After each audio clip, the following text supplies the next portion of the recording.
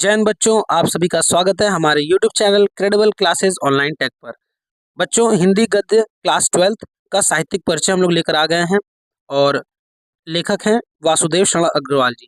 तो आइए देखते हैं इनके साहित्यिक परिचय को पढ़ते हैं, क्योंकि साहित्यिक परिचय 5 नंबर का आपका आता है। हिंदी गद्य और पद्य दोनों से आते हैं। तो फिलहाल गद्य का ये पहला लेसन और इसके बाद पद्य का भी लेसन आएगा। तो आइए देखते हैं, शुरुआत करते हैं। सबसे पहले बच्चों, आप लोगों को अगर 5 में से 5 नंबर पाने हैं तो एक बॉक्स आप लोग बनाएंगे या फिर ऐसे ही बीच में कॉपी के लिख लेंगे कि लेखक का नाम क्या है, जैसे उनका जन्म, तो जन्म स्थान क्या है, जैसे इनका मेरठ का खेड़ा गांव है यूपी में, और उन्होंने स्पेशलिटी उनकी क्या है, जैसे बीए उन्होंने किया काशी हिंदू विश्वविद्यालय से, इन्होंने उपाधि प्राप्त की, डिलीट की, एंड उनका मृत्यु इत्यादि। अगर माता पिता का नाम है तो वो भी चीज़, रचना भी आप इसमें ऐड कर सकते हैं। ठीक है, तो फिलहाल आइए शुरुआत करते हैं हम लोग साहित्यिक परिचय की। आप लोग इससे देखकर अपने नोटबुक में इसको लिख सकते हैं और याद कर सकते हैं। ठीक है, तो साहित्यिक परिचय की शुरुआत होती है कि पुरातत्व और भारतीय संस्कृति के अमर व्याख्याता वासुदेव शरण अग्रवाल जी हिंदी के एक देदीप्यमान सूर्य हैं। बच्चों, देदीप्यमान का मतलब क्या होता है? देदीप्यमान का मतलब होता है एक प्रकाशित। ठीक है, तो याद रखेंगे इस लाइन को। आगे बढ़ते हैं। डॉक्टर वासुदेव शरण अग्रवाल ने कविता लेखन से अपना साहित्यिक जीवन प्रारंभ करके अपनी रचनाओं में योग्यता, अनुभव एवं बुद्धि की साधारण प्रतिभा द्वारा भारतीय संस्कृति और राष्ट्रीयता के अमिट चित्रों को चित्रित किया। अमिट चित्रों को, यहाँ पे दोस्तों आप लोग को लिख लेंगे। ठीक है, ध्यान रखेंगे। देखिए आगे ध्यान से कि ये लखनऊ तथा मथुरा के पुरातत्व संग्रहालय में निरीक्षक और केंद्रीय पुरातत्व विभाग के संचालक तथा राष्ट्रीय संग्रहालय दिल्ली में अध्यक्ष भी ये रहे थे। तो ये 3 बहुत ही इंपॉर्टेंट। देखिए, सबसे पहले पुरातत्व संग्रहालय में निरीक्षक के पद पर, केंद्रीय पुरातत्व विभाग में संचालक के पद पर, और राष्ट्रीय संग्रहालय यानी दिल्ली के राष्ट्रीय संग्रहालय में अध्यक्ष के पद पर ये रहे थे। इन्होंने अपने साहित्यिक जीवन में साहित्य के साथ साथ पुरातत्व को भी अपने अध्ययन का विषय बनाया। आर्कियोलॉजी आप सब लोग समझते होंगे, पुरातत्विक, तो ये जो वासुदेव शरण अग्रवाल जी हैं, ये उसका भी अध्ययन किया करते थे।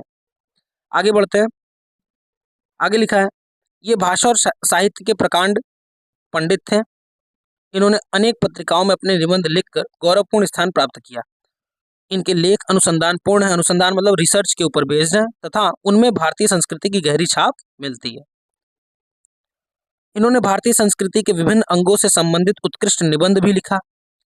यह केवल एक गद्य लेखक ही नहीं, अभी तो एक काव्य प्रेमी भी थे।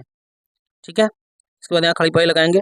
शोध निबंधों की एक मूल्यवान परंपरा को इन्होंने प्रारंभ किया, यानी कि शोध करके निबंधों को लिखना, रचनाओं को लिखना, उसमें ये महारत इनको हासिल था, यानी उस क्षेत्र के ये महारथी थे। इतना काफी होगा। 80 शब्द का आता है बच्चों। ठीक है, याद रखना 80 शब्द का आता है 5 नंबर के लिए। ज्यादा समय आपके पास होता नहीं है फिलहाल। इसके बाद आप लोग भाषागत विशेषताएं लिखेंगे, जिसको हम लोग भाषा शैली भी कहते हैं। आइए भाषा शैली पढ़ते हैं वासुदेव शरण अग्रवाल जी की।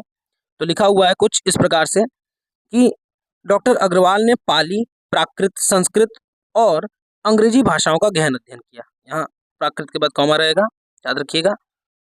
अतः उनकी भाषा में पांडित्य की स्पष्ट छाप है। पांडित्य का मतलब होता है पूरी तरीके से निपुणता, भाषा में निपुणता। उनकी भाषा शुद्ध परिमार्जित खड़ी बोली है। संस्कृत के तत्सम शब्दों की प्रतियोगिता, यहाँ पर होगा प्रयोग। ठीक है, प्रयोग होने पर भी भाषा में दुरूहता या क्लिष्टता नहीं आ पाई है। दुरूहता का मतलब दोहरापन। ठीक है, क्लिष्टता का मतलब क्या होता है? क्लिष्ट हिंदी मतलब कठिन हिंदी। तो कठिनता नहीं आई है वाक्य में उनके, है ना। साधारण से साधारण व्यक्ति भी उनकी रचनाओं को समझ सकता है।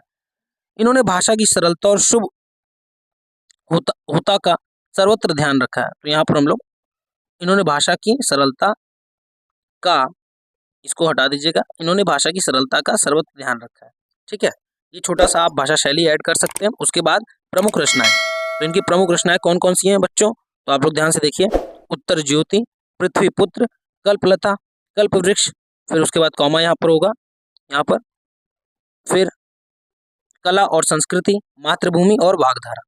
देखो बच्चों, आप सभी लोगों के पास किताबें भी होंगी, तो किताब में अलग अलग यहाँ इनकी रचनाएं दी होंगी, तो आप उसको वैसे भी याद कर सकते हैं। फिलहाल आपकी आसानी के लिए, और जिन बच्चों के पास भी किताब अभी नहीं है, या फिर जो लोग ये देखना चाहते हैं कि कैसे साहित्यिक परिचय को लिखा जाता है, तो ये कुछ प्रकार है जो आप लोगों को देखने को मिला। ठीक है, आई होप आपको ये वीडियो समझ में आया होगा, और आप लोग नोट्स बनाते हुए चलिए, और कमेंट में जल्दी से बताइए कि अन्य और कौन सी वीडियो आपको चाहिए क्लास 12th हिंदी और इंग्लिश के लिए। चलिए, तब तक हम लोग आराम देते हैं अपनी इस यात्रा को और मिलते हैं हम लोग अगले वीडियो में।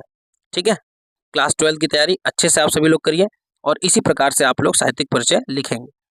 बहुत बहुत धन्यवाद, मिलते हैं हम लोग नेक्स्ट वीडियो में, तब तक के लिए जय हिंद, जय भारत।